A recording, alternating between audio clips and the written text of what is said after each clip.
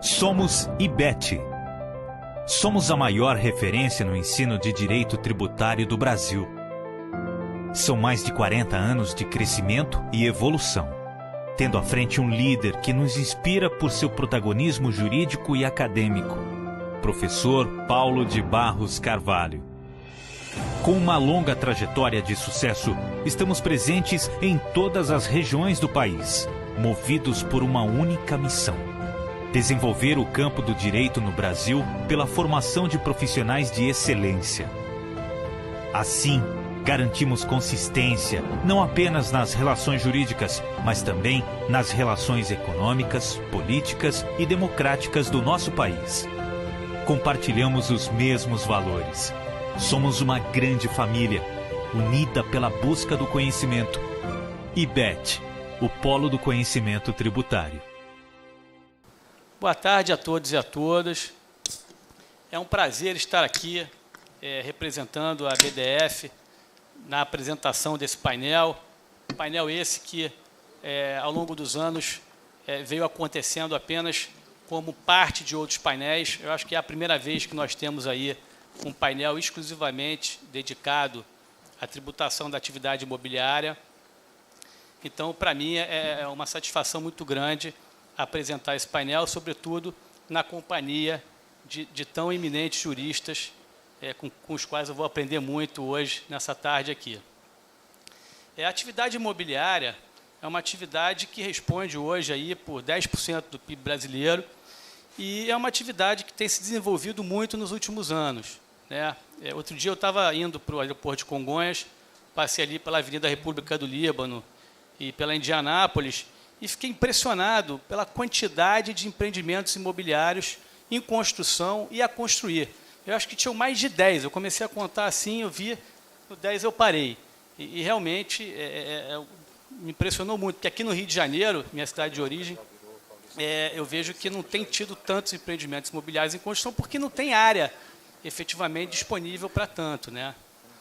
Mas o fato é que os tributaristas são muito, como é que vamos dizer, tem muita inovação na estruturação de operações imobiliárias, tem muita criatividade, e essa criatividade ela acaba levando aí até alguns conflitos com a administração pública federal, estadual ou municipal. Então, nesse painel, nós iremos tratar de algumas dessas questões que serão muito bem conduzidas aí pelos nossos painelistas. Então, sem mais delongas, eu vou apresentar aqui o primeiro painel. Os painéis vão ter duração de 15 minutos e, após a realização desses painéis, a gente terá um tempo para perguntas e debates. Então, começando aqui, eu vou apresentar a doutora Renata Novotny. Ela é sócia fundadora e coordenadora do direito da área tributária do escritório Novotny Advogados, e ela vai falar sobre a tributação da permuta de imóveis nas diversas atividades imobiliárias, tema que tem gerado bastante discussão ultimamente. Boa tarde a todos, é uma satisfação estar aqui, trocando conhecimento, participando desse evento e compartilhando um pouco da nossa experiência nessa área imobiliária, em específico a permuta de imóveis. Muitas operações são organizadas através de permutas. Eu diria que grande parte tem centralizado na adoção do lucro presumido. Então, o que é permuta? Permuta é um negócio jurídico em que uma parte transmite para a outra um bem imóvel e, em troca, ela recebe outro bem imóvel. Pode se dar também envolvendo mais de uma unidade imobiliária de parte a parte, ou seja, é um negócio jurídico oneroso que contempla uma simultaneidade, uma reciprocidade de transmissão de propriedades imobiliárias. Bom, passando ao tratamento tributário, vou tratar primeiro da pessoa física.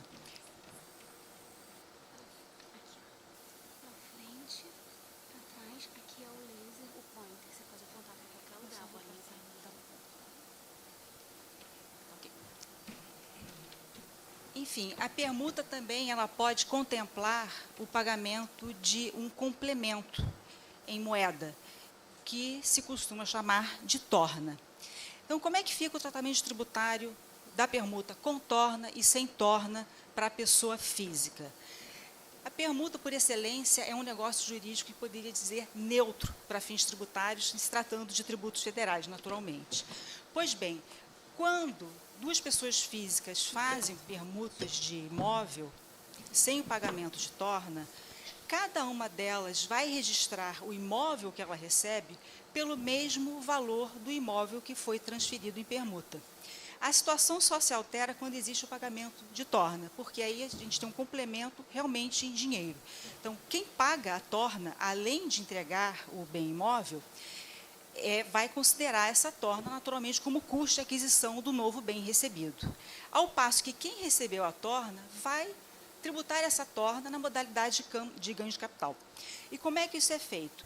É apurado um percentual que vai ser aplicado sobre a torna. Esse valor constituirá o ganho de capital a ser tributado de acordo com as regras usuais que todos nós conhecemos. Mas como é que se apura esse percentual?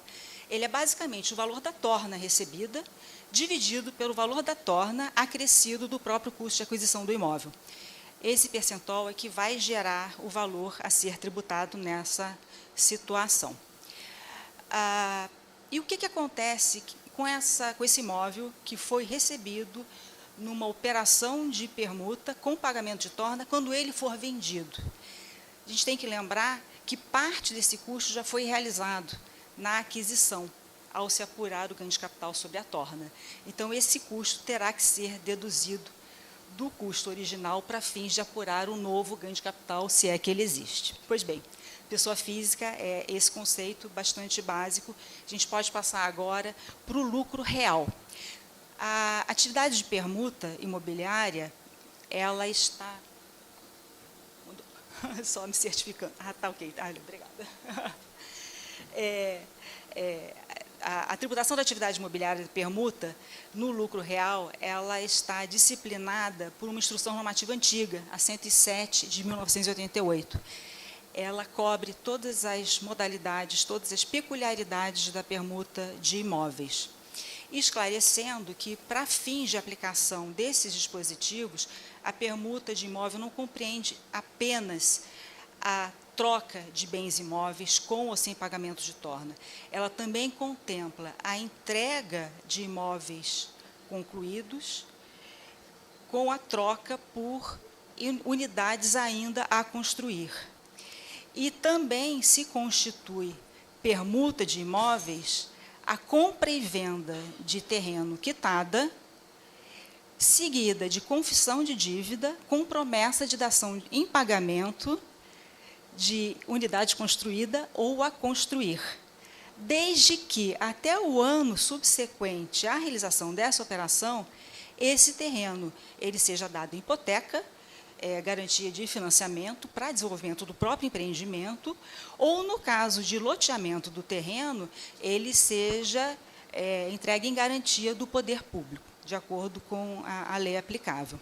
Pois bem, tal como na pessoa física, na hipótese de permuta sem o pagamento de torna, cada uma das pessoas jurídicas permutantes vai registrar o imóvel recebido exatamente pelo mesmo custo do imóvel que ela própria entregou para outra parte. Na hipótese de pagamento de torna, também a parte que está pagando a torna vai incluir a torna nesse custo de aquisição do imóvel recebido. Já a pessoa jurídica tributada com base no lucro real vai considerar a torna como receita do exercício.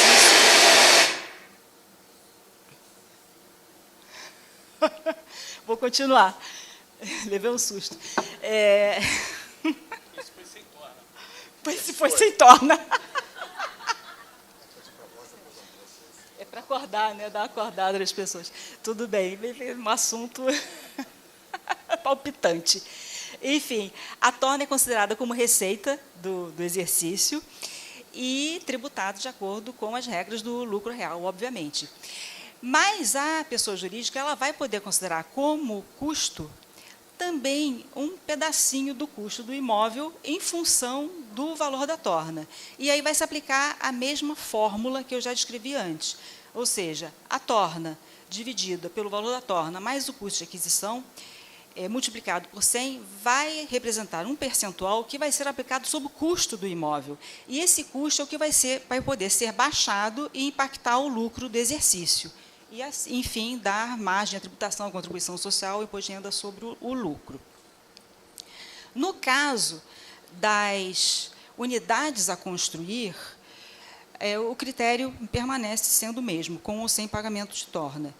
A entidade que construirá a unidade vai considerar como custo o que ela despender justamente nessas obras.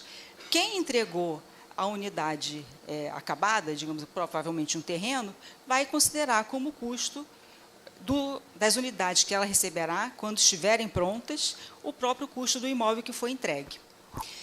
Enfim, a gente percebe aqui que, salvo pela torna, o ambiente é de neutralidade, né?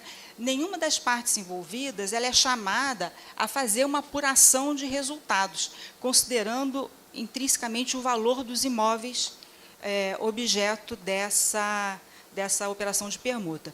E só mais um detalhe, quando se tratar de permuta envolvendo várias unidades imobiliárias de lado a lado, tem que se fazer uma proporcionalização do custo em função do imóvel que foi transferido. Como é que é feita essa proporcionalização de acordo com a própria Instrução Normativa 107?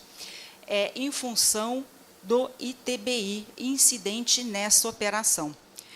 Ou seja, o imóvel que gerar o maior ITBI receberá a maior proporção do custo.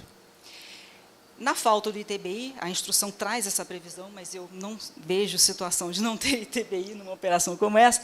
Ela diz que vai se aplicar o valor do IPTU ou do ITR, em função de ser o imóvel urbano ou rural, e, finalmente, o valor de mercado. A instrução ainda trata da permuta a valor de mercado, estipulando que ela tem que ser necessariamente baseada em laudo técnico para esse efeito. E, ainda sobre a tributação com base no lucro real, eu queria destacar mais um dispositivo que trata da alienação, na permuta de unidades imobiliárias em que uma parte do lucro bruto está vinculado ao valor justo do ativo, essa parte do lucro bruto ela não será tributada imediatamente, mas sua tributação dependerá da alienação ou realização a qualquer título dessa unidade imobiliária recebida, ou ainda da reclassificação desse ativo para o ativo não circulante, imobilizado ou investimento. Bom, encerrada a explicação sobre o lucro real, queria passar para a tributação pelo lucro presumido, que eu acho que é o assunto que trouxe mais impacto nos muitos últimos anos. Por quê? A tributação da atividade imobiliária, ela historicamente foi sempre feita no lucro real. Acho que a plateia aqui é bastante jovem, mas foi em 1998, com a Lei 9.718, que se permitiu que a atividade imobiliária pudesse ser tributada com base no lucro presumido. Então, com a entrada em vigor dessa lei, obviamente, acho que todos já tiveram a oportunidade de fazer uma comparação da carga tributária. No lucro presumido, realmente você tem uma vantagem impressionante, né, considerando o aspecto tributário especificamente. Então, houve, obviamente, respeitados os limites lá, financeiros, uma migração dessa atividade em massa para o lucro presumido. E o que se acreditou na época é que a Instrução Normativa 107 ela poderia ser aplicada também para o lucro presumido, apesar de ela consignar expressamente que ela se dirigia às pessoas jurídicas tributadas com base no lucro real. Isso tudo dentro daquele parâmetro de que, veja bem, a permuta de imóveis ela é neutra, não há que se apurar receita, não há que se apurar um resultado nessa permuta se você, salvo, né, obviamente, na hipótese de torna, mas ela é uma operação neutra do ponto de vista dos tributos federais. Enfim, vários contribuintes foram autuados, infelizmente, por terem adotado esse entendimento, e essa situação gerou obviamente, um grandíssimo contencioso administrativo e judicial. E a situação chegou num ponto, em 2014, com a solução de consulta 207 e o parecer normativo 9, em que, textualmente, a administração fazendária estipulou que, olha, lucro presumido tem que pagar imposto, sim, sobre o valor do bem recebido. Imposto de renda, PIS, COFINS e contribuição social. Como se tivesse se operado uma venda.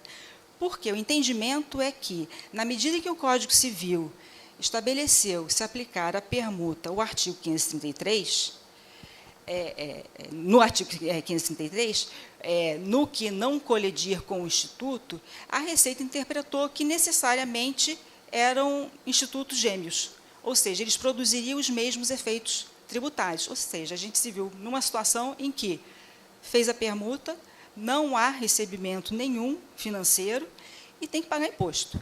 E mais ainda, o imóvel tributado quando recebido, quando vendido vai ser tributado de novo, ia ser tributado de novo. Então, bitributação. Essa situação perdurou ainda até 2018, quando finalmente saiu o primeiro precedente do STJ, felizmente favorável ao contribuinte, estipulando o quê? Olha, essa alusão do artigo 533, ela não quer dizer que são institutos idênticos, até porque eles são disciplinados em capítulos diferentes do Código Civil, são institutos diversos. E a permuta, ela é neutra, ela não gera resultado imediato a ser tributado. Ou seja, lançou a primeira pá de cal, né, sobre a pretensão fazendária. Outros precedentes seguiram esse precedente, felizmente, isso a partir de 2011. Mas só em, 2018, mas só em 2021, a Câmara Superior de Recursos Fiscais deu o primeiro acórdão favorável ao contribuinte, acatando o que foi decidido pelo STJ, só que pelo voto de qualidade, felizmente, em nosso favor. Ok, vou terminar. Ano passado, tivemos mais uma etapa favorável para o contribuinte, que foi justamente o quê? A dispensa de recorrer e de contestar pelo despacho 167 da Procuradoria da Fazenda Nacional, dispensando, obviamente, o contencioso com relação a esse tema. Então, digamos assim, temos segurança jurídica aí, eu diria que a situação está melhor encaminhada para o contribuinte. O fato é que tanto o parecer 9 quanto a solução de consulta 207 não foram revogados. Então, na verdade, a gente não sabe o que pode acontecer, mas, naturalmente, hoje temos muito mais armas. E é importante notar que, nos precedentes administrativos do CARF, após essa dispensa de recorrer e contestar da Procuradoria da Fazenda, eles estão alinhados com os precedentes do STJ, que são numerosíssimos, e também com a própria dispensa de consulta. Eles usam isso como base para dar ganho de causa ao contribuinte. Eu não vi mais nenhuma autuação sobre isso, depois a gente até pode conversar sobre isso. E só para encerrar, eu queria trazer um tema interessante para vocês pensarem. Isso está acontecendo em São Paulo, gente. A gente sabe que a operação de permuta é uma operação onerosa. Lá em São Paulo, a administração fazendária respondeu uma consulta no seguinte sentido: se o valor venal dos imóveis permutados não for idêntico, a parte que recebeu o imóvel de maior valor tem que pagar ITCMD, porque tem uma liberalidade, tem uma doação embutida aí. Ou seja, além de pagar ITBI, 2 ITBIs, um para cada incidência, ainda tem que pagar o ITCMD. Essa é uma solução de consulta. Ela foi acatada pelo Conselho da Magistratura, mas já há, é verdade, mas já há precedentes judiciais favoráveis. Enfim, a gente continua aí desbravando essa aventura que é o direito tributário. Obrigada, boa tarde.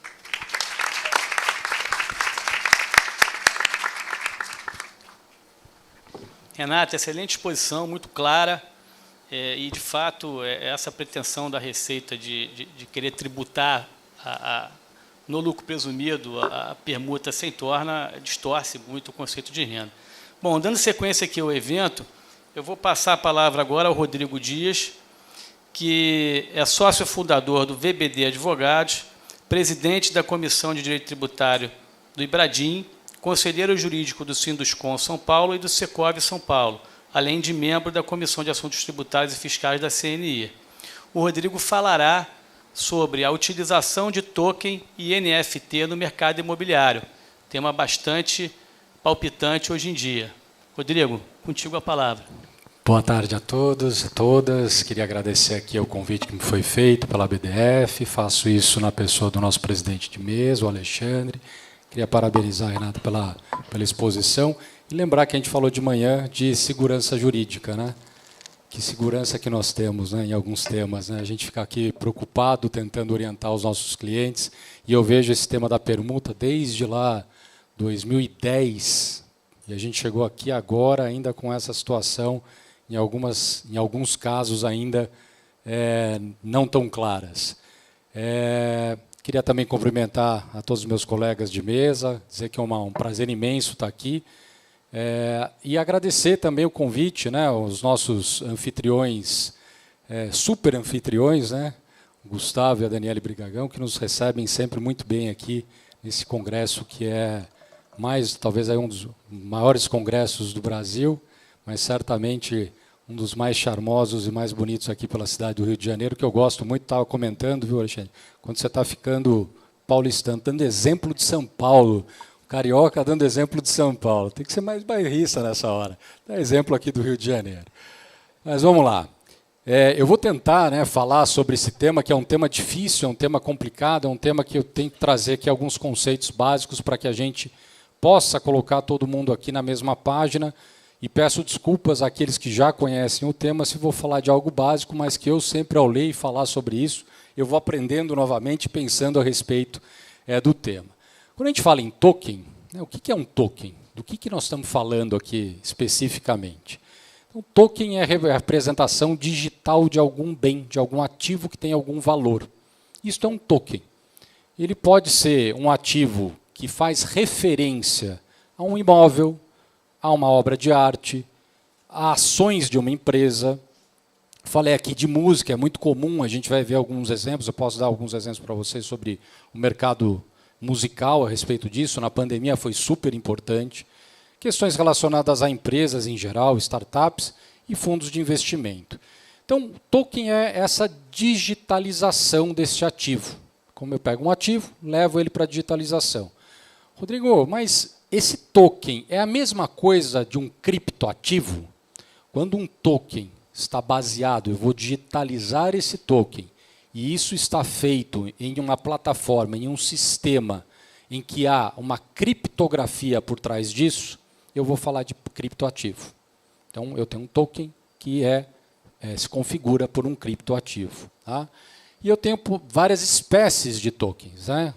O token não é... E ele pode, inclusive, cumular funcionalidades diferentes. Então, um token utility. O que é um token utility? É um token que, por trás dele, eu tenho um serviço acoplado. Vamos supor que a BDF quer fazer um token da BDF. Quem tiver esse token, quem comprar, quem adquirir esse token, pode ter, por exemplo, possibilidade de fazer inscrição com determinada antecedência, receber artigos, receber publicações relacionadas à BDF.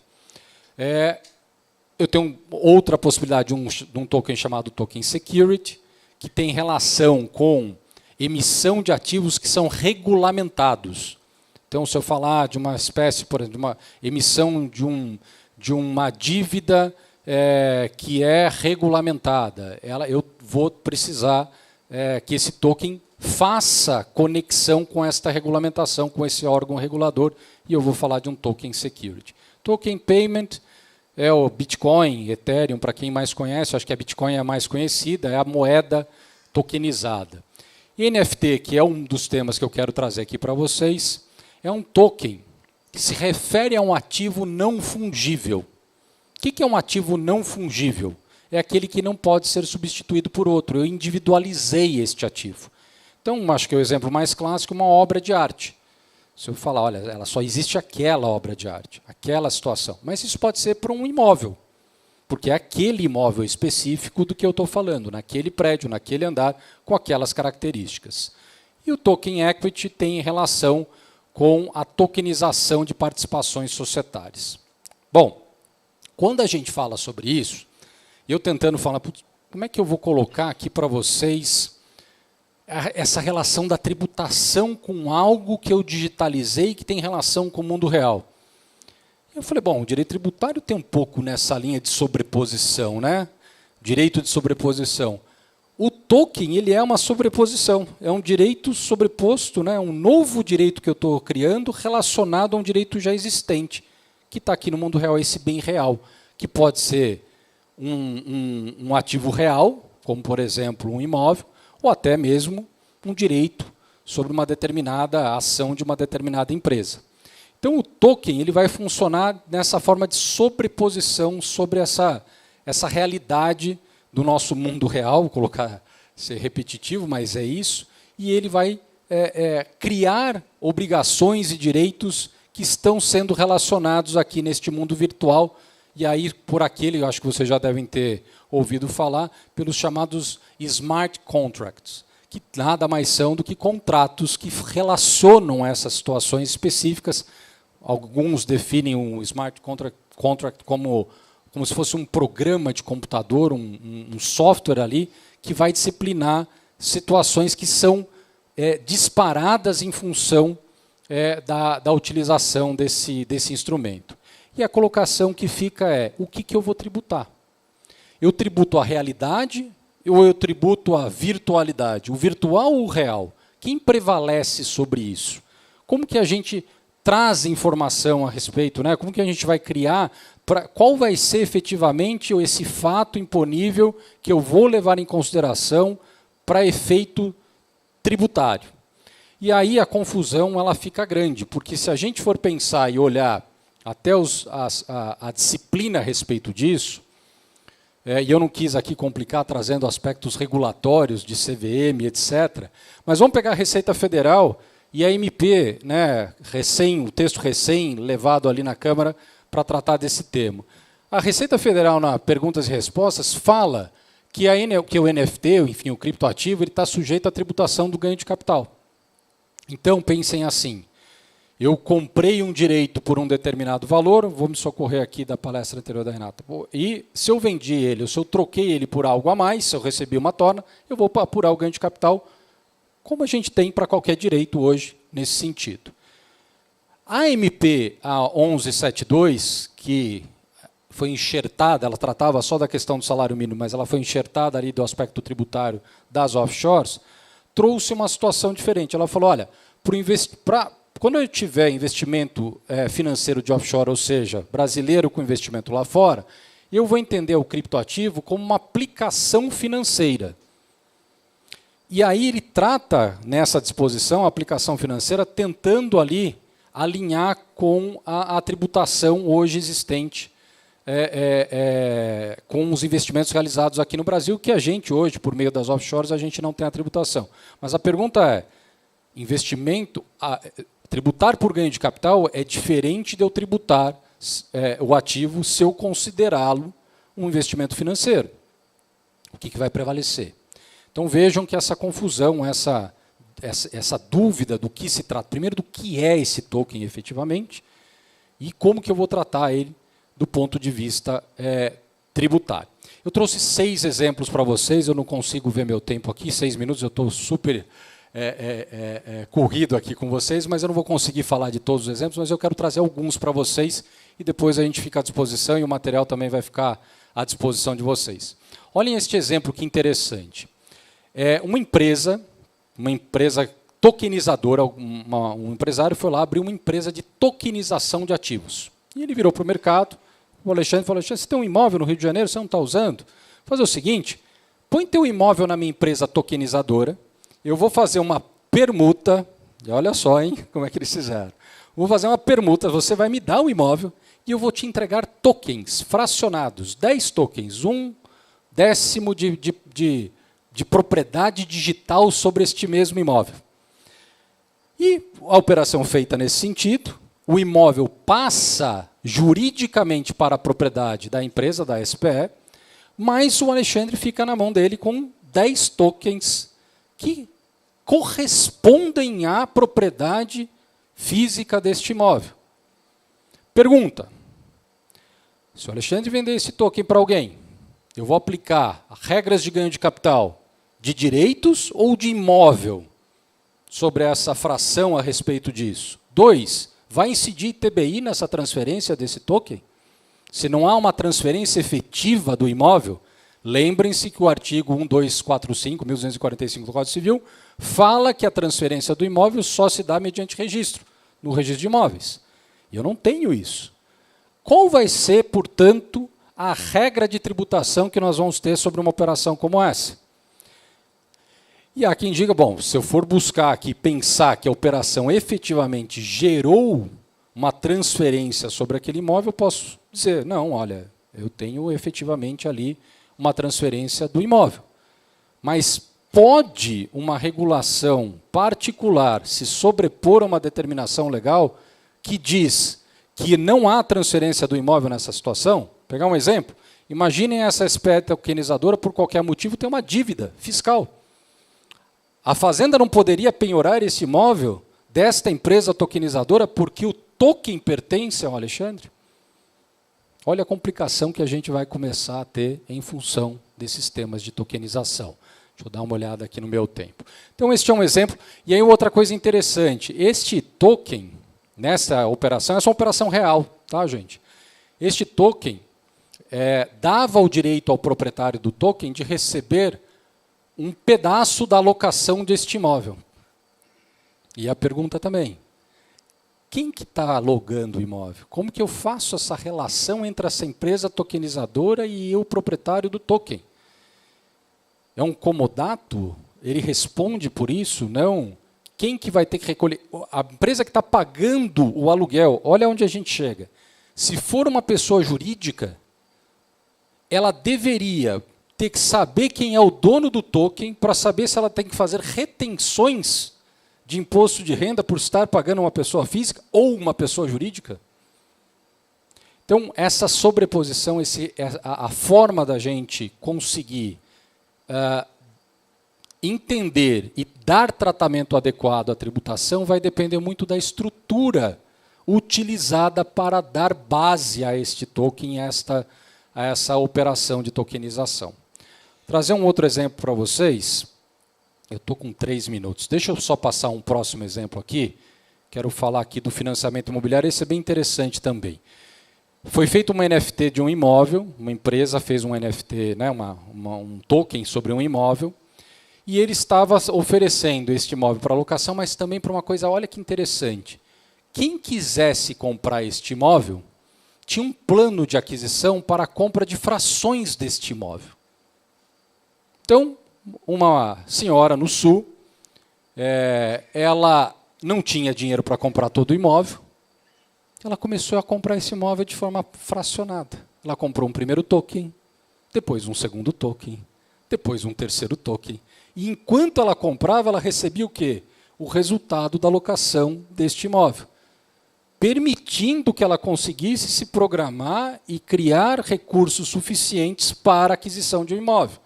Então, olha aonde a gente chega com essa possibilidade dessa tecnologia.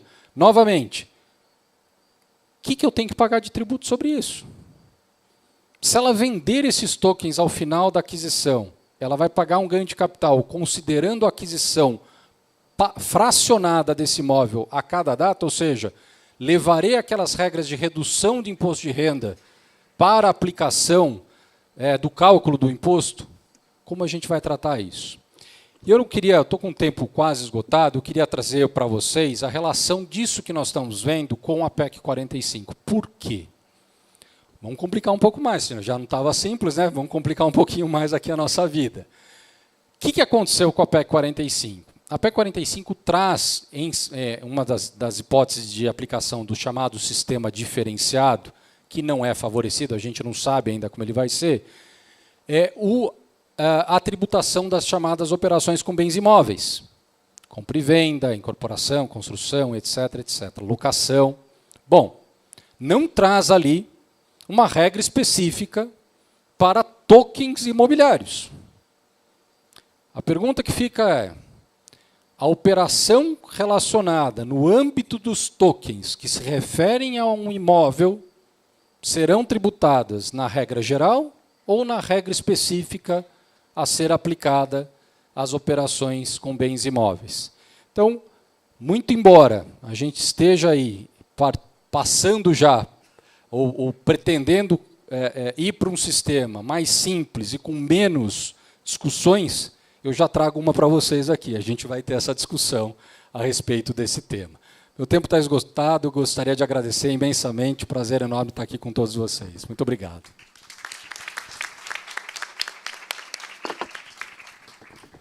Rodrigo, parabéns pela apresentação. O tema realmente é muito extenso para os 15 minutos que a gente tem, traz muitas questões aí, mas achei muito interessante. Agora, eu não troco o meu imóvel por token, não. Agora, se você quiser transferir o seu para o meu nome, eu te dou os tokens.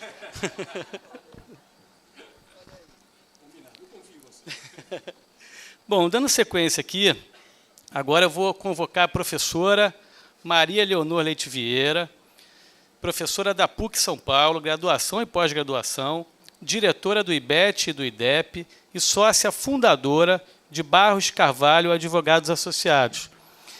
A doutora Maria Leonor falará sobre controvérsias relativas à incidência do ITBI. Tema difícil de falar em 15 minutos também, hein? Posso ir ali?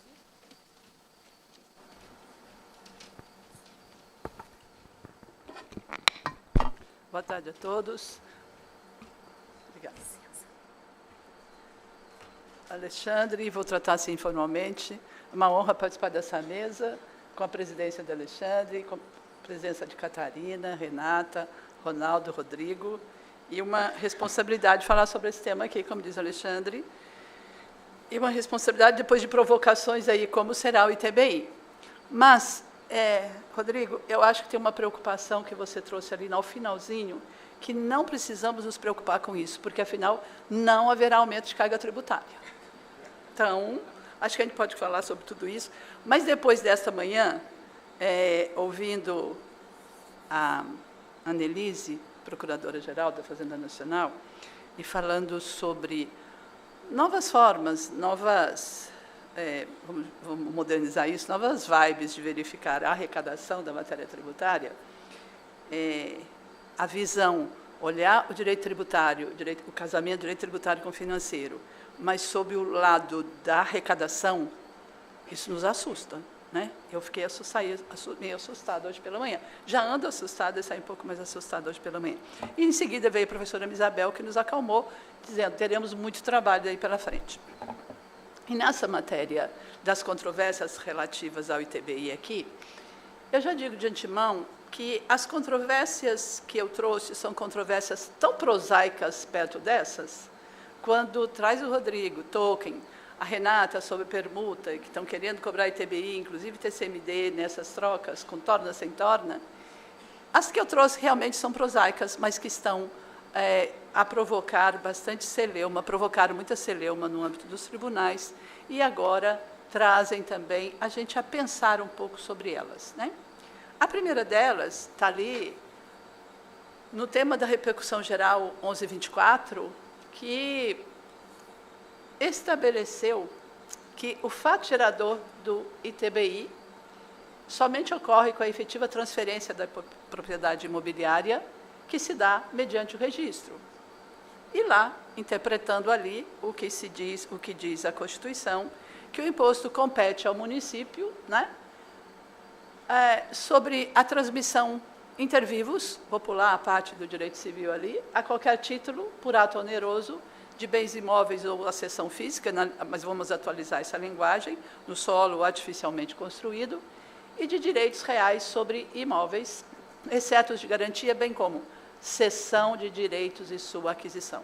Quando o Supremo decidiu esta repercussão geral, 1124, não sei se os senhores já atentaram para isso, ou já tiveram problemas com isso, não 1124, o Supremo decidiu que só se dá, e agora há pouco foi citado, com registro. Isso realmente é a jurisprudência do Supremo. O momento da ocorrência, o momento do registro. Mas só que, naquele caso, não era isso que se discutia. Nos inúmeros processos que estavam no tribunal para julgar, este assunto demorou um pouco, 2, 3 embargos de declaração, para que realmente o relator do processo percebesse e que, efetivamente, isso demandou, claro, no caso foi o município de São Paulo, que comparecesse algumas vezes no tribunal para fazer a defesa dos embargos de declaração, porque não era aquele caso, não é esse assunto que estava sendo discutido naquele processo. Então, depois de 2 ou 3 embargos de declaração, correndo o risco, né, de multa por embargos de declaração repetidos, mas, abre parênteses aqui, quando só ocorre para os advogados, não para o poder público, ainda bem, nesse caso ainda bem, mas nesse caso a situação era de cessão de direitos e não de registro, naquele tempo, do registro imobiliário. O assunto, então, foi retirado de pauta, está agora, o andamento dele está agora com o ministro Toffoli, né, que foi o relator para o caso, sem reafirmação de jurisprudência, de novo, então, em pauta, mas sem reafirmação de jurisprudência. Isso quer dizer que a parte do registro, da ocorrência, do critério temporal dessa hipótese, acho que vai permanecer aquela do registro, acho que quanto a isso não haverá mudança. Mas, relativamente à cessão de direitos e sua aquisição, está por ser discutido no tribunal. Esse mérito ainda não foi discutido, é recente, é agora, de 22 de junho, que foi para a conclusão. Então, ainda demora um pouco para termos isso. Então, vamos ver como é que vai o Supremo decidir nessa repercussão geral, dividindo esta matéria para discussão. Então, esse tema 1124 é uma das controvérsias que nos incomoda, nos incomodou e continua agora a incomodar por um tempo. O outro tema, professora Catarina, é o tema 796, que foi justamente do ITBI, quando diz a Constituição que não incide, portanto, uma regra aqui de imunidade, uma competência negativa ou não competência, não discriminação de competência, não incide sobre a transmissão de bens ou direitos incorporados ao patrimônio de pessoa jurídica em realização de capital, nem sobre a transmissão de bens ou direitos decorrente de fusão, incorporação, cisão ou extinção de pessoa jurídica, se não tiver atividade preponderante relativamente à área imobiliária. E veio lá o ministro Alexandre de Moraes, numa interpretação, como a gente disse, o professor Paulo de Barros Carvalho tanto insiste, né, que direito é linguagem, se direito é linguagem, direito é interpretação, como é que se interpreta tudo isso, fazendo uma interpretação sistemática do todo. Até então, a jurisprudência era pacífica, no sentido de que havia a incorporação, fusão, as pessoas físicas, sócias daquela empresa, passavam seus imóveis para incorporar aquele patrimônio, para integralizar o seu capital, não tinha muita discussão. Vem o ministro Alexandre de Moraes, no sentido de que essa imunidade só é verdadeira, só é alcançada pelo critério constitucional, se não ultrapassar o limite do capital integralizado. Agora a situação já está mais acomodada, nós não temos muito o que discutir depois da repercussão geral votada. Demora um tempo, acho que pode até ser, mas demora um tempo a que provoque uma outra análise deste assunto, né, mas está em repercussão geral, a não ser que exceda o valor, o limite do capital a ser integralizado. E alguns municípios, então, prepararam-se para cobrar essa diferença quando houver o valor desse bem for maior que o da integralização do capital, aí poderá cobrar separadamente. Então, parece um tema resolvido, mas as prefeituras continuam agora a trabalhar com este assunto para esta cobrança, né, como deveria fazer mesmo. A restrição, e a crítica é justamente o que essa restrição não está prevista na Constituição. Fazendo essa interpretação, diz o ministro Alexandre de Moraes, não está prevista, mas fazendo uma interpretação interessante observar aqui, que quem foi relator do caso, no primeiro momento, foi o ministro Marco Aurélio Mello. E ele disse que, fazendo uma interpretação teleológica do tema, ele chegava à conclusão que a Constituição não permitia isso. Toda vez que houver, não haverá incidência do imposto. o ministro Alexandre de Moraes, usando a mesma expressão, fazendo uma interpretação teleológica do tema, chegou à conclusão de que não pode ultrapassar esse limite. Então, vejam como realmente o direito é linguagem. Exige que a gente se debruce sobre tudo isso, fazendo essa interpretação sistemática. Então, o problema continua com os municípios fazendo essa cobrança deste imposto neste período.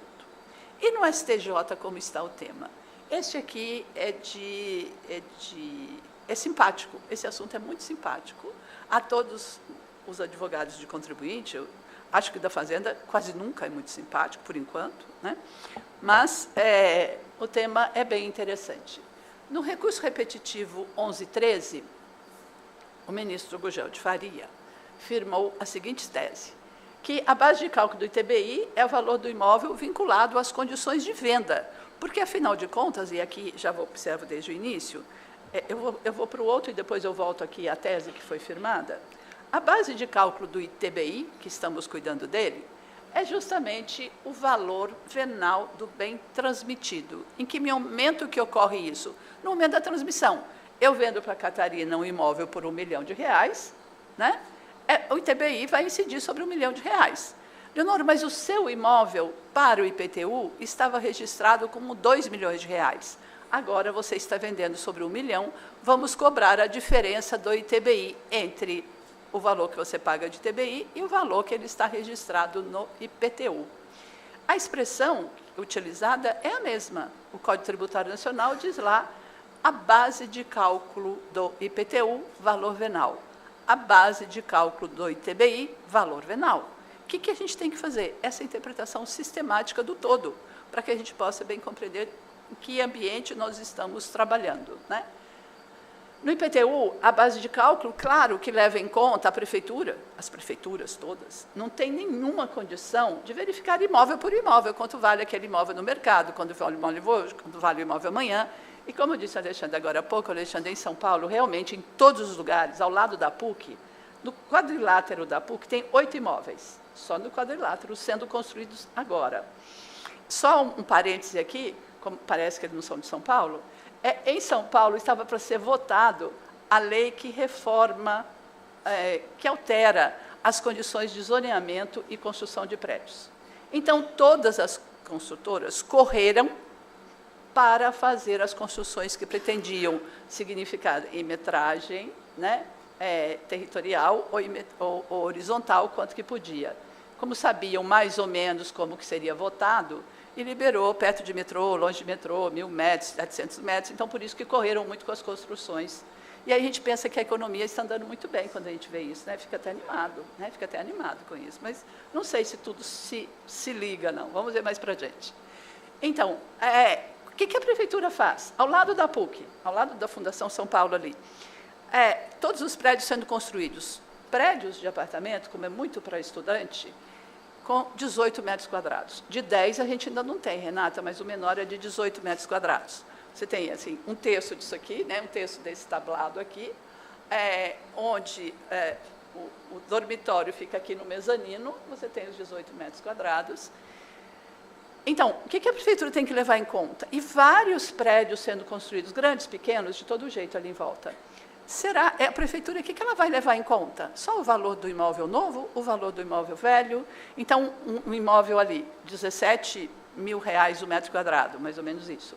Será que vai levar em conta, então, para todos os imóveis situados naquela rua, na rua Monte Alegre, na rua Ministro Godoy? A prefeitura não leva isso em conta. A prefeitura leva em conta o quê? A área construída, acabamento, estilo, funcionalidade, idade do imóvel, para que ela coloque um valor naquele bairro, quanto que deve ser o valor do IPTU, minimamente quanto deve ser o valor do IPTU. É muito diferente da hora que eu vou vender meu imóvel. É o valor de mercado, como é que aquele imóvel está sendo vendido. E mesmo que seja assim, se eu tenho um imóvel que eu vou vender, está no mercado, por R$1 milhão, mas eu não estou conseguindo vender. Na situação que a gente está, ninguém consegue vender nada, né? Não se está conseguindo vender, mas eu preciso vender meu imóvel. Então, eu vendo por 700. Lá vem a prefeitura querer cobrar essa diferença entre uma coisa e outra. Mas qual o valor da transmissão? O que efetivamente eu recebi na transmissão? O valor, os 700 mil, R$1 milhão que eu vendi. Então, como é que a gente considera esta expressão do Código Tributário Nacional, quando diz o valor é o valor venal do bem. Está bem. É a mesma expressão que está no artigo 156 para o IPTU, quanto para o ITBI, mas vamos considerar o que significa cada coisa. Como diz o professor Paulo de Barros Carvalho, eu tenho ali o núcleo da hipótese, qual é? Transmitir o bem, vender o bem. Qual é que eu tenho no IPTU? Ser proprietária do imóvel. Então, são circunstâncias muito diferentes para que possa verificar qual é essa base de cálculo. Então, o ministro Gurgel de Faria, com muito cuidado, aliás, ele é muito cuidadoso mesmo, muito estudioso, né, muito cuidadoso, ele disse que a base de cálculo do ITBI é o valor do bem transmitido, enquanto do IPTU é o valor do imóvel, o valor da propriedade que eu tenho ali, né? E o valor dessa transação, declarado pelo contribuinte, goza da presunção de veracidade. Afinal de contas, a gente tem que partir do princípio da inocência ali, goza da presunção de veracidade. E todas as vezes que eu vender este imóvel, o fisco, se encontrar indícios de que efetivamente esse imóvel foi vendido, foi passada a escritura para um valor menor, né? Passada a escritura para um valor menor, só para o registro ali, e depois foi recebida uma diferença de valor a latere, aí pode cobrar, mas desde que abra o processo administrativo, faça essa acusação, lavre o auto de infração que ela quiser lá, e dê oportunidade para a defesa para o contribuinte, né?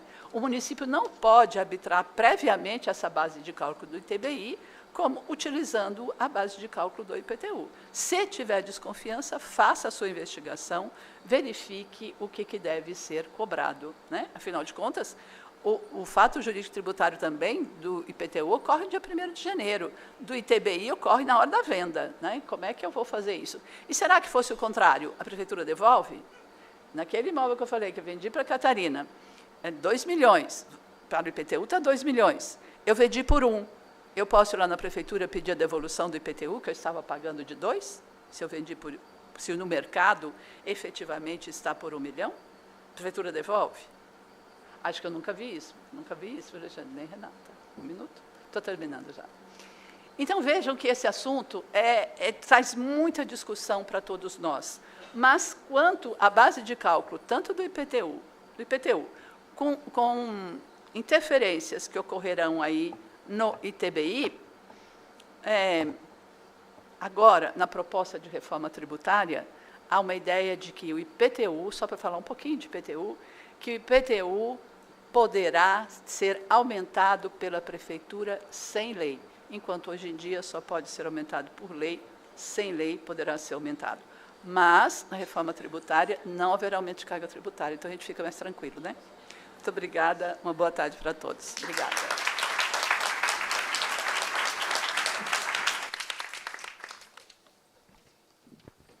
Professora Maria Leonor, excelente apresentação, muito instrutiva. E agora, dando sequência aqui ao evento, eu vou apresentar a doutora Catarina Rodrigues, advogada, professora dos cursos de especialização em Direito Tributário do IBET e da PUC e uma das fundadoras do Women in Tax. A doutora Catarina falará sobre a tributação do exercício da atividade imobiliária no exterior por pessoa física brasileira, regimes aplicáveis. A palavra é sua, doutora Catarina. Obrigada, Alexandre. Boa tarde a todos e todas. É um enorme prazer estar aqui participando do Congresso da BDF. Gostaria de agradecer o convite aos professores Heleno Torres e Gustavo Brigagão. Também parabenizo pela organização do Congresso, cumprimento todos os meus colegas de mesa e parabenizo também pelas excelentes apresentações. Cumprimento o nosso presidente Alexandre. Bom, é interessante, né? Esse painel, essa mesa é bastante interessante porque a gente está analisando as atividades imobiliárias sob diversas perspectivas e é sempre impressionante como na área da tributação temos temas inesgotáveis, né? Sempre muitas discussões e quando uma se resolve, outras surgem. É sempre muito estimulante trabalhar na área tributária porque não temos monotonia, é sempre bastante, né? Como esse painel comprova, os temas são sempre muito palpitantes. E o meu tema, agora, a gente vai falar um pouquinho sobre investimento imobiliário por pessoas físicas residentes no país, quando esses investimentos são feitos no exterior. Então, a minha ideia aqui é, primeiro, traçar um breve panorama sobre o regime tributário aplicável a esses investimentos atualmente, e daí comentar também um pouquinho sobre a medida provisória 1171, que vem aí trazer algumas alterações, né, com a tributação das offshores. A gente falou já um pouco sobre a reforma tributária do IBS, né, mas também temos aí algumas outras reformas tributárias em discussão, especialmente em relação à renda, tanto a tributação de offshore, fundos exclusivos, e a própria tributação dos dividendos. Então, também são temas que estão em pauta e que também impactam, sob uma outra ótica aqui, a questão das operações imobiliárias. Então, indo para essa primeira parte, para traçar um breve panorama de como é que funciona hoje a tributação de investimentos em imóveis no exterior feitos por pessoas físicas residentes, primeiramente a gente tem que traçar aqui uma distinção, porque esses investimentos eles podem ser realizados diretamente pela pessoa física ou então através das chamadas offshores, né, as PICs, que são entidades, pessoas jurídicas, constituídas por uma pessoa física residente no país para deter ativos ou realizar suas atividades no exterior do Brasil.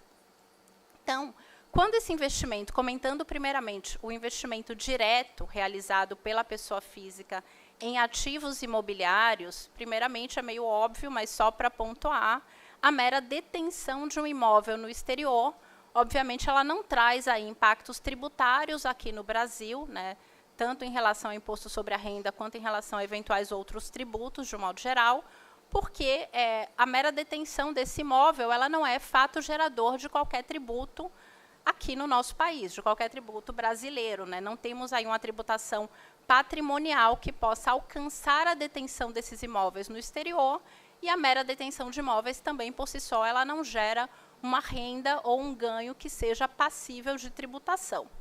A tributação de ativos detidos no exterior, ela acontece quando há aí uma transação que gere realmente a aquisição de novos direitos, né, que gere uma renda, um acréscimo patrimonial, que aí sim passa a ser tributável aqui no Brasil. O Brasil, assim como outras jurisdições, adota, né, como princípio a tributação em bases universais.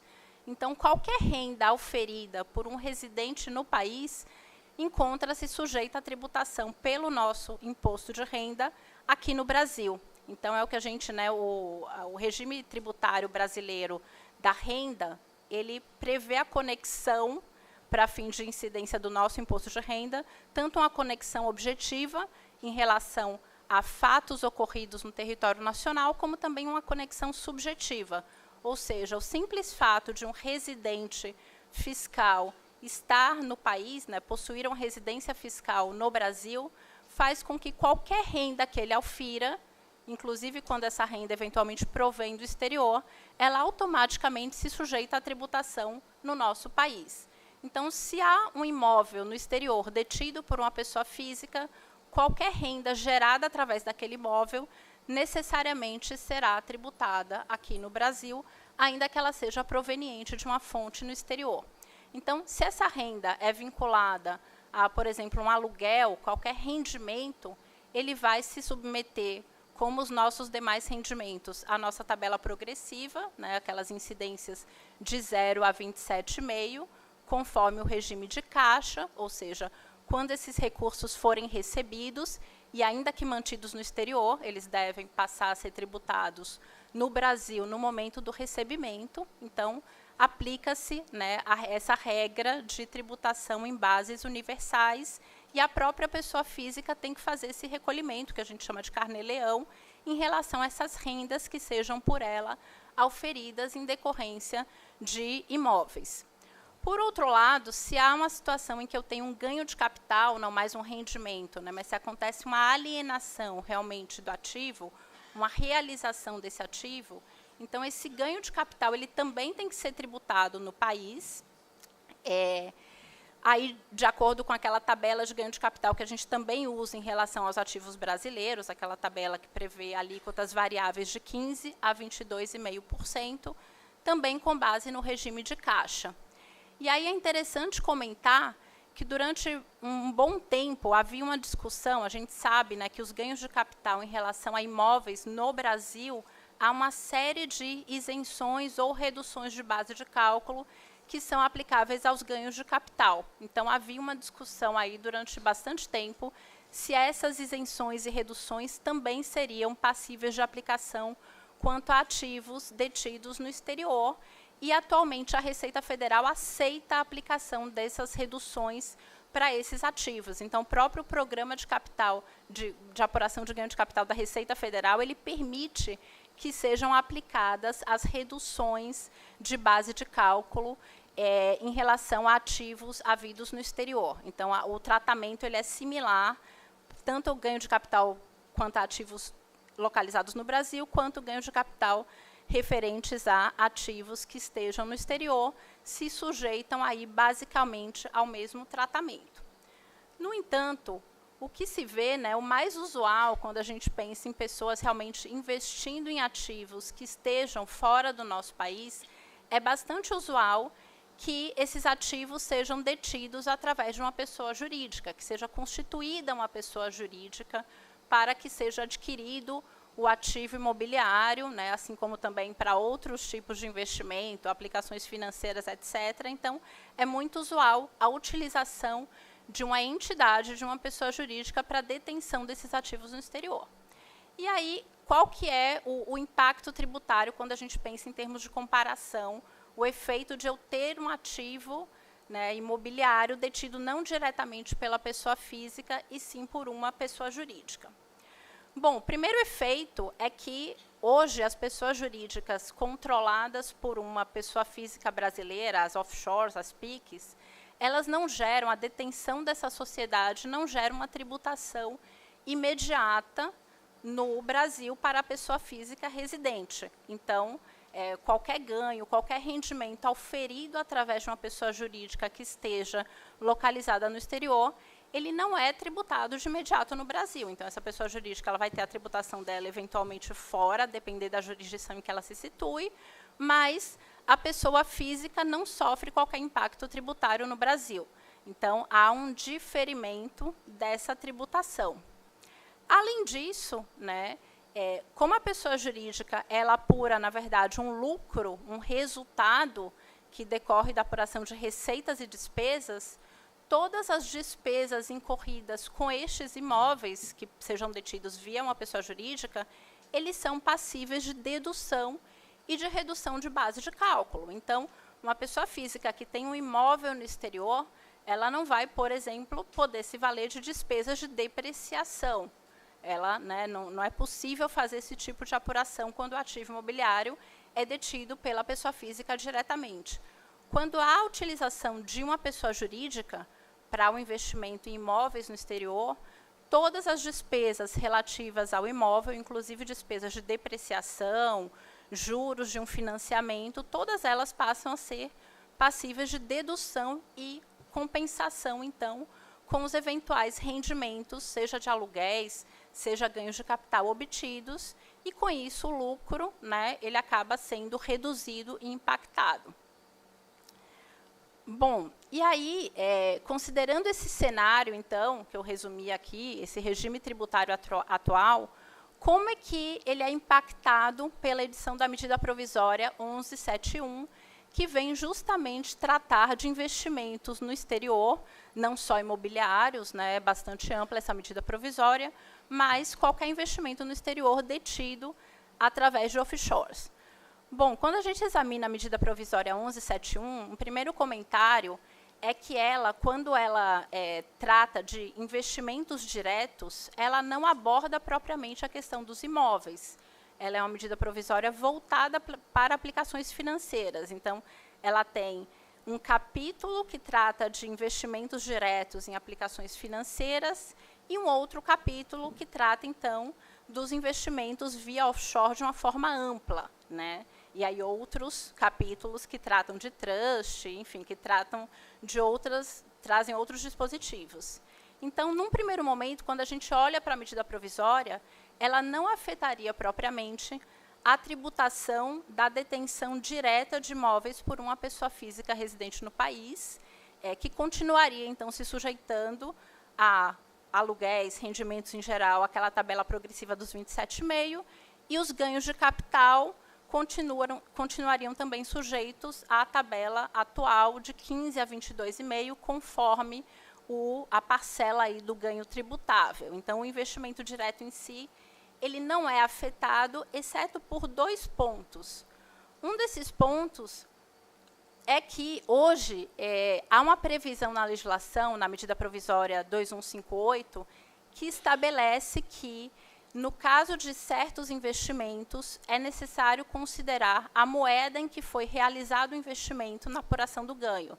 Então, se o bem foi adquirido originalmente em moeda estrangeira, o cálculo é feito com base na moeda estrangeira, ficando isento de tributação essa variação cambial. Então, essa regra ela vale para ativos que sejam adquiridos e que estejam no exterior. Bom, com a medida provisória 1171, essa regra deixa de existir, então, de um modo geral, inclusive em relação a imóveis, e a apuração do ganho de capital passa a ser feita exclusivamente em reais, em moeda nacional. Então, essa isenção de variação cambial, pela redação da MP atual, que, na verdade, é uma MP que foi, né, o texto em si foi reinserido numa outra medida provisória, então há aí uma série de discussões de qual será o texto final a ser aprovado pelo Congresso, mas fato é que, pela redação da MP 1171 em si, essa variação cambial de ativos, né, deixaria de ter a isenção que atualmente existe.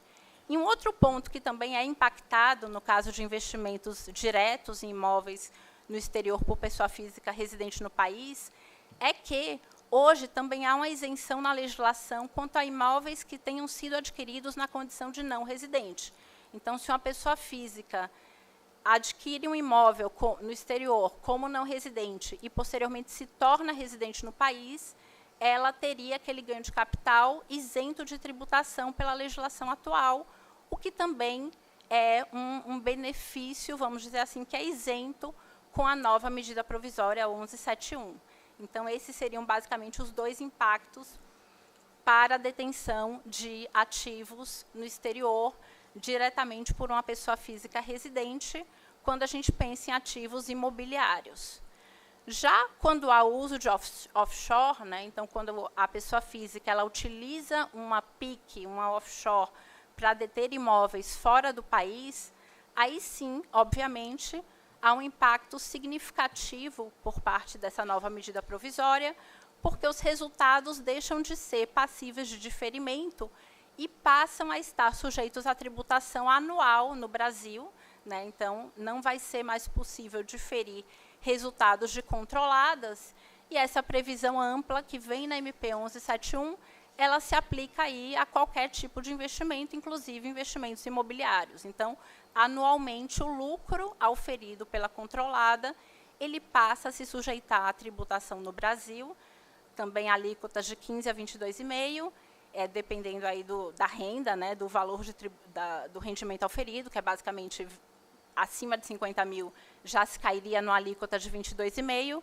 Então, o diferimento deixa de ser possível via utilização de uma PIC ou de offshore.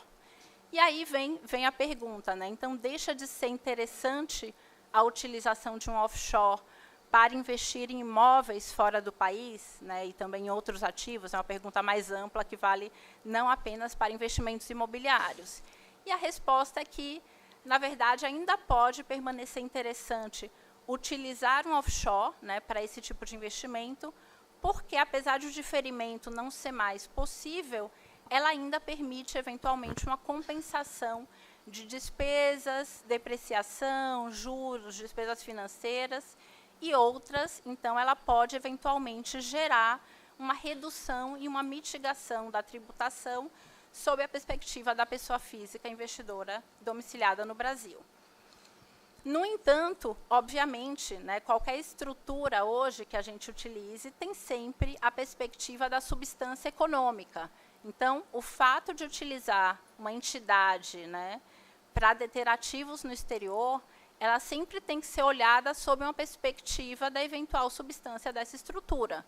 A gente sabe que toda e qualquer estrutura constituída e utilizada com mero fim de evitar uma incidência, né, ou postergar uma incidência tributária, ela é passível de questionamento hoje, né, pelas autoridades fiscais, pela nossa, né, nossa jurisprudência também caminhou aí para realmente questionar qualquer estrutura formal que não possua uma substância efetiva. E a gente tem aí diversas justificativas para a utilização dessas estruturas fora do país, desde aspectos sucessórios à própria questão tributária fora do Brasil. Eventualmente, sob uma perspectiva da jurisdição onde está o imóvel, pode ser mais interessante utilizar realmente uma entidade para a detenção daquele ativo. Então, isso por si só daria aí um arcabouço que sustentaria a estrutura sob o ponto de vista aí da tributação brasileira, mas, sem dúvida, esse é um ponto de atenção a ser aí observado quando a gente pensa no investimento no exterior via uma pessoa jurídica. Bom, meu tempo está esgotado, eu tentei aí traçar um panorama muito breve e, em relação ao MP 1171, agradeço novamente ao convite, agradeço a atenção de todos e também fico à disposição para eventuais perguntas.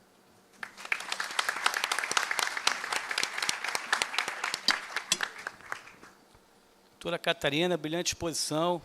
Pensando aqui, deve ter muita gente torcendo para a MP 1171 ou a 1172 não virem a ser convertidas em lei, né?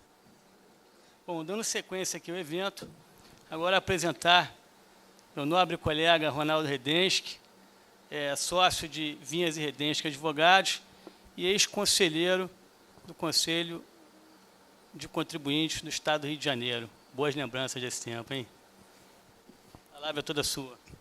Bem, boa tarde a todos. Caro Alexandre, prazer revê-lo. Gostaria de agradecer primeiramente à BDF, na pessoa do presidente Heleno, dos demais diretores, Gustavo, Marcos, todos aqueles que engrandecem a BDF e realizam esse belíssimo congresso, que já é tradição aqui no Rio de Janeiro e no Brasil. Também cumprimento os meus demais companheiros aqui de painel. Muito obrigado por compartilharem comigo esse evento, esse tema. E o meu tema é até um tema relativamente fácil, depois a gente ouvir sobre NFT, token, coisa que eu quase nunca tinha ouvido falar na vida, até hoje eu não entendi direito o que é, as questões do ITBI super complexas, mas muito bem dirimidas aqui pela Maria Leonor, pela Renata, e também as questões envolvendo a tributação de imobiliárias no exterior, com offshore, essa nova MP, né, será que vai vingar a tributação das offshores, dos trusts? O meu tema é relativamente muito simples. Responsabilidade sobre o pagamento do IPTU anteriormente ao respectivo registro no RGI. Mas também podia ser também um outro tema. Posso tributar o passado? Porque alguém, pessoa física ou jurídica, que já vendeu um imóvel, não tem posse, já vendeu, já transmitiu, pode ainda continuar pagando IPTU? E aqui a gente aplica aquela célebre frase que no Brasil até o passado é incerto, porque realmente ainda é possível de se cobrar um IPTU sobre propriedade de algo que já foi vendido e transmitido à posse, especialmente na questão de imóvel. Tudo isso começa em razão da interpretação dada pelo STJ do artigo 32, que dispõe sobre a competência para tributar pelo IPTU e que especialmente tem como fato gerador a propriedade, domínio útil ou a posse de bem imóvel, e estabelece que, no artigo 34 do CTN, que o contribuinte do imposto é o proprietário do imóvel, o titular do domínio útil ou o seu possuidor a qualquer título. Ou seja, bem amplo. E aí o STJ, em recurso repetitivo, não é recente, muito pelo contrário, já tem um bom tempo esse repetitivo, estabeleceu que, dada a redação do artigo 32 e do artigo 34, que qualquer um desses elementos poderiam integrar a sujeição passiva da relação tributária no que envolve IPTU. Então, ele estabeleceu que tanto como o proprietário, o possuidor e o titular do domínio útil, ele estabelece que, e reconhece que, enquanto não efetuado o registro da transação imobiliária no RGI, porque pela lei civil é somente neste momento em que ocorre a transmissão da propriedade no direito brasileiro, ele estabeleceu que tanto o promitente comprador do imóvel, quanto o promitente vendedor, né, aquele que vendeu, poderiam ser contribuintes eleitos pela legislação municipal. E desse recurso repetitivo derivou a súmula 399, que determina, ou que estabelece, ou que delega a competência às legislações municipais para estabelecer qual é o sujeito passivo do IPTU. Nesse caso aqui, então, do STJ, nós, advogados, que sempre procuramos, né, chama o artigo 110 do CTN para nos defender quando a gente quer alegar alguma questão de ilegalidade. Nesse caso, o artigo 110 se voltou contra nós, porque foi estabelecido que, como a lei civil determina que somente no registro ocorre a transmissão, então o STJ considerou que, mesmo tendo sido feita a escritura de compra e venda, o promitente vendedor aquele imóvel, ou o próprio vendedor, sendo uma escritura definitiva, poderia ser classificado ou ser eleito como sujeito passivo da obrigação tributária envolvendo o IPTU. Muito bem. O STJ disse, cabe à legislação municipal estabelecer essa sujeição passiva. O que fazem as legislações municipais? Eu não conheço nenhuma que não eleja as três figuras previstas no CTN como possíveis sujeitos passivos do IPTU, tanto o proprietário quanto o possuidor ou o titular do domínio útil. Veja, não há uma eleição da legislação municipal. De novo, salvo algum engano ou desconhecimento, não conheço legislação municipal que escolha um desses e exima da possível responsabilidade tributária os demais para figurarem como sujeitos passivos do IPTU. Então, o que a gente acaba vendo é que a delegação dada pela lei complementar, na hora que definiu a possibilidade de eleição do sujeito passivo, acaba não ocorrendo, porque não há uma efetiva eleição, né? Todos podem ser contribuintes do IPTU, independente se são proprietários ou se são possuidores, ainda que já tenha ocorrido a realização da escritura de compra e venda. E aí cabe até uma reflexão, já que há um repetitivo, mas que ainda já tem um tempo, que pode existir uma maturação, talvez uma possibilidade de revisão de entendimento, vou tratar disso um pouco mais no final. Será que é razoável, pelo artigo 128, que estabelece que toda responsabilidade tributária deveria ser eleita sempre que há alguém vinculado à ocorrência do fato gerador? Aí eu pergunto, o fato gerador do IPTU é propriedade, né? A posse a qualquer título, mas já disse o STJ que não é qualquer posse, o locatário não é contribuinte do IPTU, né? É aquela posse com ânimos domini, né? Aquela posse com o intuito de ser proprietário. Muito bem, pode o promitente vendedor, que não tem nenhum ânimos domini nessa operação, porque ele já vendeu o imóvel, já transmitiu a posse, não tem nenhuma relação mais com a propriedade, com aquele imóvel que é utilizado para fins de tributação, ser efetivamente eleito como responsável tributário? Na minha opinião, isso violaria o artigo 128 do CTN e que deveria, então, merecer uma avaliação um pouco melhor aí da questão do STJ numa possível revisão de entendimento. Quais são os problemas práticos trazidos por essa decisão do STJ? Quem trabalha aí no mercado imobiliário provavelmente enfrenta essas situações. Primeiro, uma indevida responsabilização dos alienantes de unidades imobiliárias, as construtoras, por exemplo, que fazem as suas vendas, celebram as escrituras translativas de domínio, e quando é um imóvel, uma pessoa física por outra pessoa física, a gente pode até mencionar, mas é um imóvel, né, o custo do IPTU talvez não seja tão alto, a própria pessoa física vai, né, o promitente comprador vai e faz o registro, mas numa construção, um empreendimento, são feitas 300, 400, 500, 1000 transações, eventualmente, né, de um empreendimento, e a construtora que faz a transação continua figurando como potencial, né, contribuinte do IPTU, se o seu adquirente do seu imóvel não realizar o registro no RGI, né? E por que às vezes o adquirente não realiza o registro? A pessoa física, às vezes o custo do RGI, do registro, é um custo elevado, e isso vai ficando.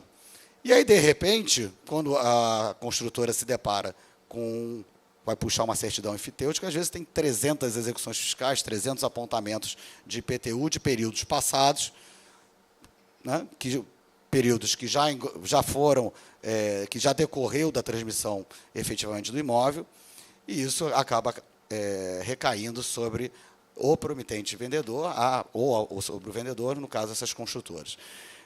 Isso traz, evidentemente, uma tremenda insegurança jurídica, né? Alguns municípios têm até, de forma integrada com a atividade imobiliária, os cartórios, até os municípios têm como forma de atualizar a sua base do IPTU, informações de instrumentos de escrituras que são celebradas, ainda que não registradas. E aí, às vezes, o próprio município automaticamente já faz a atualização do seu cadastro e, em primeiro momento, não promove, né, a inscrição em nome dos vendedores dessas inscrições, mas não são todos. E, quando isso não acontece, efetivamente, acaba trazendo uma insegurança jurídica para grandes contribuintes, podemos chamá-los assim, ou para nós mesmos, pessoas físicas, quando vendemos um imóvel. Até porque, mal comparando, quando a gente vende um carro, pelo menos aqui no Detran do Rio, eu vou dar o exemplo do Rio, apesar do Alexandre já ter se bandeado lá para São Paulo, o Detran do Rio você pode fazer, né, a comunicação de venda do veículo e você que vendeu o seu carro está tranquilo que nenhuma multa vai recair sobre você por conta de alguma barbeiragem do comprador do seu carro. Mas no caso de imóvel, nós, pessoas físicas, não temos essa faculdade. Né? Poderíamos até pegar a escritura e registrar no RGI. Não precisamos nem de procuração. Mas e os custos dessa operação? Né? Isso não é prática comum no mercado, ainda mais entre pessoas físicas. Né? Traz uma oneração dos custos da transação para o vendedor, não há a menor dúvida disso, porque ou ele pega e paga os custos do registro para ter a certeza que saiu do seu nome e não ser confrontado com uma cobrança de IPTU no futuro, né? E isso onera, sem dúvida nenhuma, a transação, a própria viabilização do empreendimento. E, como eu mencionei, depois de muitos anos, você pode se deparar com a inclusão em execuções fiscais de IPTU, e a gente, infelizmente, conhece como é que é a realidade das varas, especialmente aqui no Rio de Janeiro, da Vara de Fazenda Pública do Rio, de dívida ativa municipal, né, um volume gigantesco de processos, e que você acaba tendo diversas execuções fiscais, e que você não consegue nem, né, acompanhar, fica lá no estoque, e, de repente, um dia pode, como já aconteceu aqui no Rio de Janeiro, em esforços concentrados, de mutirão, de tocar à frente os processos, ter penhoras online, né, para satisfazer aquela execução fiscal de IPTU de um imóvel que não é mais seu há muito tempo. Né? Como, então, lidar com esses casos? Né? O que na prática, a gente vê que se procura adotar? Primeiro, tentar transferir os custos da escritura do registro na própria escritura e a próprio vendedor levar a registro essas transações. Outra que é comumente utilizada é inserir uma cláusula de obrigação de fazer do promitente comprador, né, na própria escritura, se obrigando a fazer o registro da escritura definitiva em até tantos dias, sob pena de responsabilidade ou perdas e danos e tudo mais. Também não é das mais eficazes, mas é alguma forma de se garantir pelo menos algum tipo de direito de regresso. E nas execuções fiscais, casos que a gente vê na prática, tentar, e isso às vezes é aceito pelo judiciário, às vezes não é aceito, depende muito, a inclusão do promitente comprador no polo passivo das execuções fiscais. Para quê? Para que duas coisas aconteçam. Primeiro é para que ele, às vezes, né, se dê conta que existe esse problema e promova o registro, ou promova, né, enfim, pelo menos seja chamado a participar desta dívida, né, e depois também para pedir que, ao invés de se fazer uma penhora bancária, como é prática hoje em dia, amplamente disseminada, que a penhora, para fins de garantia, recaia sobre o próprio imóvel que foi transacionado e que é objeto da dívida de IPTU. Que isso também, de alguma forma, obriga, ou pelo menos tenta obrigar, que venha o comprador, né, e que se dê conta para que possa tentar fazer o pagamento, o parcelamento e tudo mais da dívida. Então, pelo menos seria uma forma de mitigar o dano em que um vendedor de um imóvel se depare com uma cobrança de IPTU de períodos anteriores, né, mesmo já tendo transmitido a posse do imóvel. Como mencionei, isso é espalhado muito, depende, né, do juiz, do entendimento. Aqui no Rio de Janeiro, pelo menos pelo que a gente vem participando, vem sendo deferida essa inclusão no processo. É como se fosse um chamamento ao processo, não é bem uma intervenção de terceiros, mas, de qualquer forma, é uma maneira um pouco, né, um pouco torta, mas eficaz de tentar trazer para o problema o promitente comprador ou o comprador para a solução do caso. Por fim, a possibilidade de revisão desse entendimento da STJ, mencionei, é um recurso repetitivo, já transformado em súmula, já antigo até, se eu não me engano, acho que é 2009. Mas a gente ainda vê, na hora que faz pesquisa de jurisprudência, alguns tribunais estaduais, dependendo do caso concreto, reconhecendo a impossibilidade de atribuição desta cobrança sobre o vendedor do imóvel, tá? E transferindo essa responsabilidade para o comprador. São casos ainda que isolados, muitos, aliás, infelizmente, o STJ acaba reformando quando sobe, por conta da questão do repetitivo. Porém, em pesquisa aqui até para essa participação, eu identifiquei um caso, aqui do Rio de Janeiro, em que está aí destacado, o próprio ministro do STJ reconheceu que, na situação específica, tinha que ser separado da aplicação da jurisprudência consolidada, do repetitivo, e porque havia claramente, né, uma exorbitância, né, do poder de tributar sobre a figura do vendedor do imóvel. Que caso era esse? Já tinham se passado, acho que, mais de 15 ou 20 anos, aquela discussão ainda estava em vigor, e aí, no caso concreto, a justificativa para sair do enquadramento repetitivo foi: olha, não faz nem sentido eu continuar cobrando do comprador, do vendedor do imóvel, perdão, situação em que pelo próprio decurso do tempo já teria ocorrido até o uso capião do bem. E que o uso capião é a aquisição de propriedade originária. Então, nesse caso concreto, foi feita a ressalva pelo ministro do STJ, acho que foi o Herman Benjamin, que reconheceu a necessidade de, né, não aplicar de forma automática o entendimento do repetitivo e a aplicação da súmula.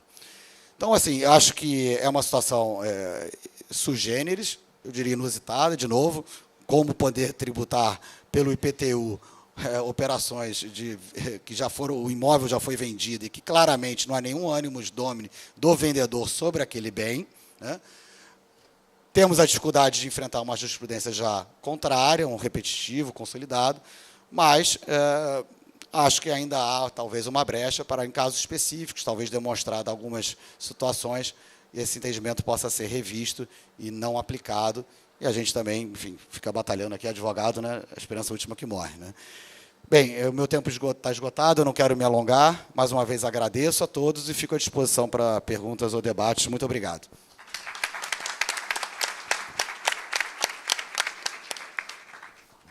Excelente, Ronaldo. Agora nós temos aí, segundo meus cálculos, uns 10 minutos para perguntas e debates. Alguém se habilita?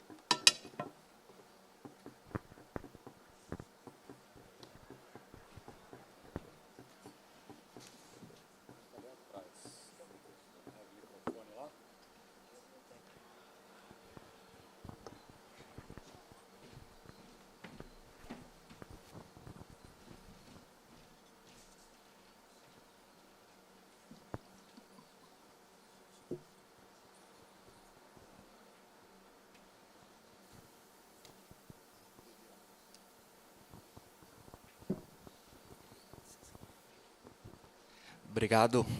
Boa tarde. Prometo ser bem breve. Parabenizar aí a todos os palestrantes. Com certeza, mesmo sendo um tempo curto, né, mas palestras como essa, a gente sai com mais dúvidas do que certezas. Queria fazer uma pergunta para a professora Maria Leonor. Na verdade, queria ouvir a opinião da senhora em relação a esse tema 796 do STF.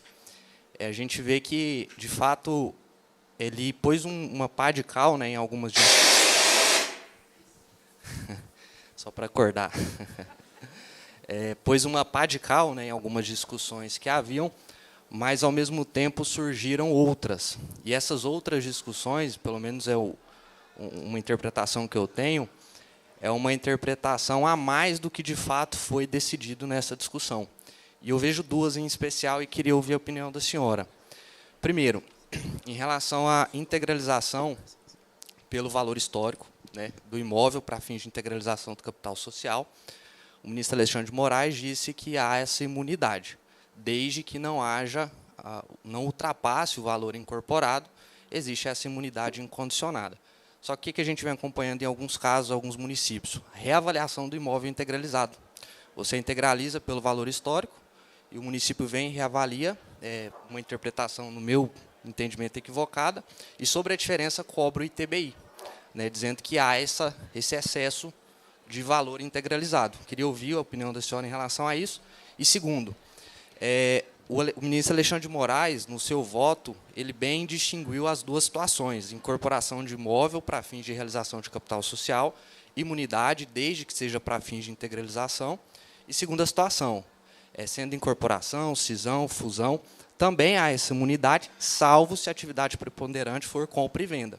E, inclusive, recente saiu uma decisão do TJDF, salvo engano, que aplicou essa imunidade em se tratando de integralização para capital social, para fins de capital social, cuja empresa adquirente exercia uma atividade de compra e venda, né?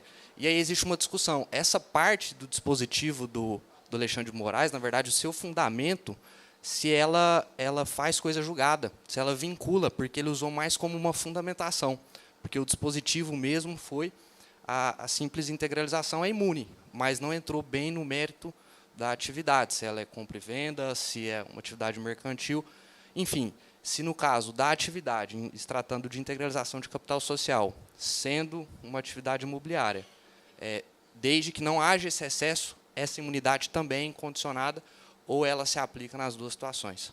Seriam esses dois posicionamentos. Como é o seu nome, por favor? Leonardo. Oi? Leonardo. Leonardo, realmente é interessante a pergunta. Como eu disse, são questões que estão postas aí no mundo para serem discutidas.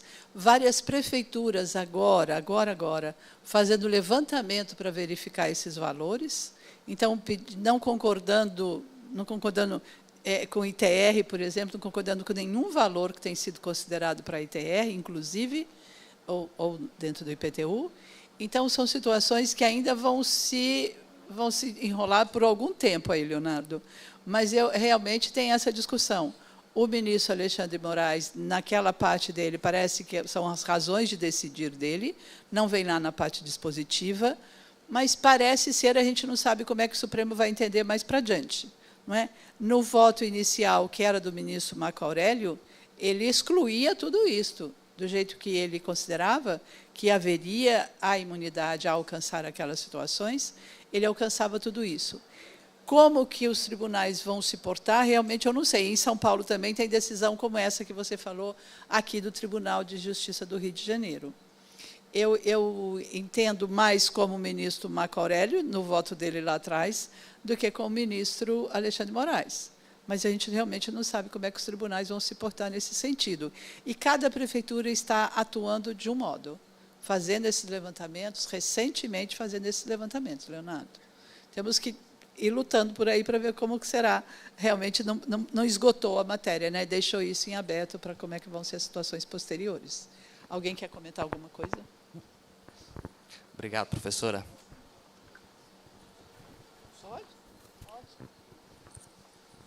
Pegar nessa linha do que a professora Leonor trouxe, eu tenho visto, professora, a prefeitura utilizar o repetitivo do STJ, o 1113, porque lá se discutiu e se colocou como uma possibilidade de base de cálculo para efeito de TBI o chamado valor venal.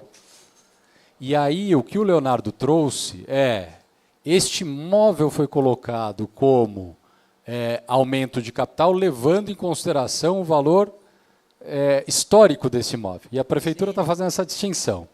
Só que o que o STJ decidiu nesse caso, e o Tribunal de Justiça, eu vi algumas decisões nesse sentido, é que esta operação que o Leonardo colocou é uma operação societária, diferente, ela não é uma operação transacional de compra e venda. E aí você teria a possibilidade, efetivamente, de aplicação do valor efetivo da operação societária.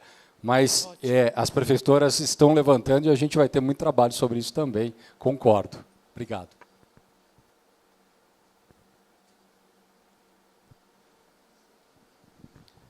Bom, mais alguma pergunta?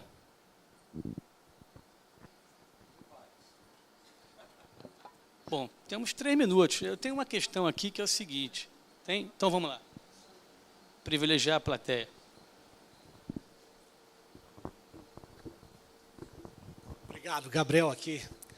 Não, só um comentário em relação a essa questão, porque naquela decisão do STF sobre a reserva de ágio, ali seguramente o contribuinte faz a operação a valor de mercado, né? Então, aquele excesso que vai para a reserva de ágio, eu já acho um absurdo cobrar o ITBI nessa operação, porque se a gente considera, por exemplo, que 4 sócios entraram com seus imóveis, só que o valor nominal da empresa é menor do que o valor dos imóveis que foram aportados, e foi isso que aconteceu, porque parte foi para a reserva de ágio, se eu tiver um novo sócio querendo entrar na sociedade, ele seguramente vai ter que fazer essa operação também a mercado, né, para que uma parcela seja alocada para a reserva de ágio e eu fique ali com o valor nominal dos outros sócios, né, e a minha parcela de contribuição seja a mesma do que aqueles outros sócios que já tinham aportado o imóvel no momento anterior. Então, assim, eu cobrar ITBI nessa operação, eu vou acabar prejudicando e impedindo que esse novo sócio entre nessa sociedade, porque ele vai ter que fazer esse aporte a valor de mercado, uma parcela vai para a reserva de ágio, se eu cobro ITBI sobre isso aí, eu tenho um problema de tributação que não deveria ter, porque a Constituição impede essa tributação.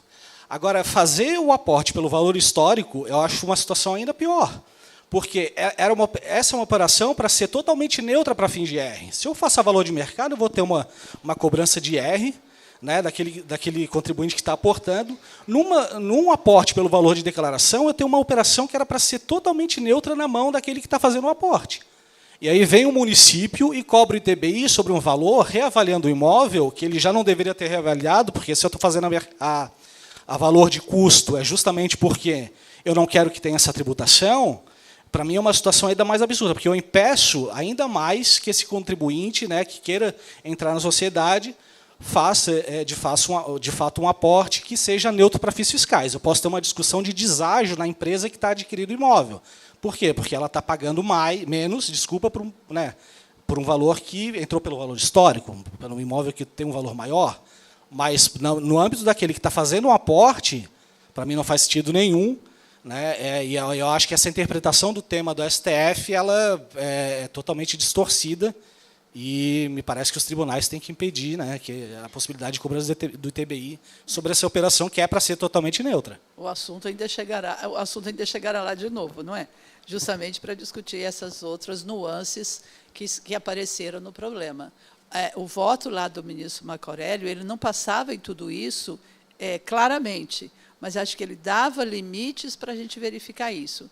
E se eu estou cuidando de ágio ou de deságio, é uma outra conversa, não pode interferir aqui na discussão do ITBI. Né? É uma discussão que a gente tem a longo prazo. Como diz o Ronaldo, teremos muito trabalho ainda pela frente para chegar lá. Ainda bem, Ronaldo.